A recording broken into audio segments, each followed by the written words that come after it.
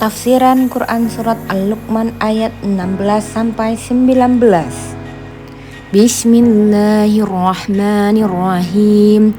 Ya bunayya innaha in tuku mithqala jabbatin min kharadalin fataku fi sakhratin aw fis samawati aw fil ardi ya'ti biha Allah innallaha latifun khabir.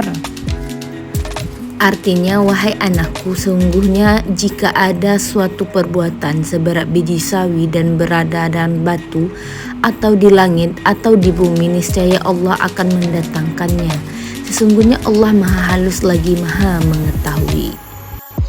Tafsiran dari ayat ini adalah, ayat ini merupakan pembukaan nasihat Luqman kepada anaknya yang berisi pendidikan tauhid dan pengawasan Allah.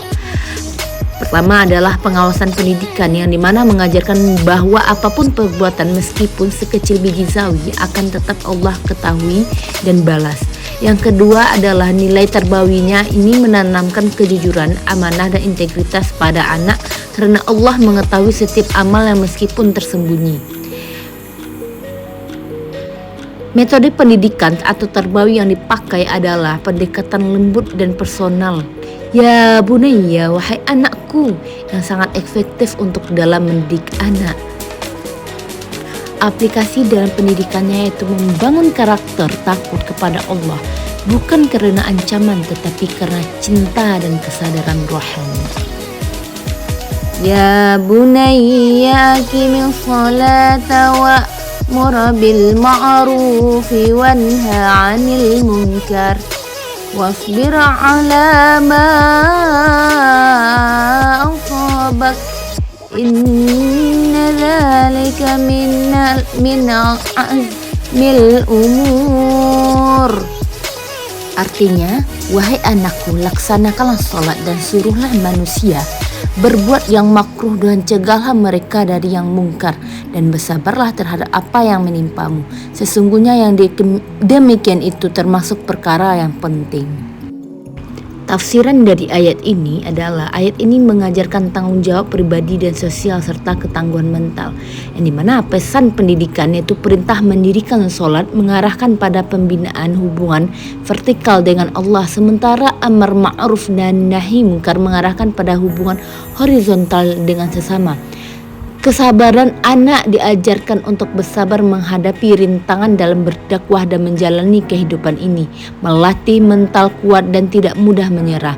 Nilai terbawi atau nilai pendidikan yang dapat kita ambil dari ayat ini adalah yaitu keseimbangan antara ibadah pribadi dan tanggung jawab sosial serta pentingnya kesabaran dalam perjuangan. Selanjutnya adalah aplikasi dalam pendidikan. Siswa dididik untuk tidak hanya baik untuk diri sendiri, tapi juga baik untuk agen perubahan positif dalam masyarakat. Wala tusa'ir khazzaka linnasi wala tamshi fil ardi maraha innallaha la yuhibbu kulla mukhtalin fakhur. Artinya, dan janganlah kamu memalingkan wajah dari manusia karena sombong, dan janganlah berjalan di bumi ini dengan angkuh. Sungguh Allah tidak menyukai orang-orang yang sombong dan membanggakan diri. Tafsiran dari ayat ini adalah mengarah pada adab sosial dan sikap rendah hati. Yang pertama, pesan pendidikan yang dimana larangan bersikap angkuh atau sombong di hadapan manusia, baik dalam sikap maupun cara berjalan. Metode terbawi yang diajarkan dalam ayat ini adalah empati, kesetaraan dan akhlak mulia dan pergaulan sosial. Nah, selanjutnya adalah nilai terbawinya adalah menghindari sikap ujub atau bangga dari dan takabur, sombong. Anak dididik untuk menghormati sesama tanpa merasa lebih baik. Pengaplikasian dan pendidikan ini adalah mendorong siswa untuk memiliki kepribadian sosial yang sehat. وَقَصِدْ فِي مَشْيِكَ وَاغْضُضْ مِنْ صَوْتِكَ إِنَّ ذَلِكَ مِنْ عَزْمِ الْأُمُورِ. Artinya, wahai anakku, laksanakanlah sholat dan suruhlah manusia berbuat yang makruh dan cegahlah mereka dari yang mungkar dan bersabarlah terhadap apa yang menimpamu. Sesungguhnya yang demikian itu termasuk perkara yang penting. Tafsiran dari ayat ini adalah, antara uswati la sautul hamir.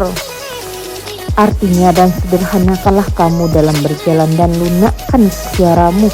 Sesungguhnya seburuk-buruk suara ialah suara keledai.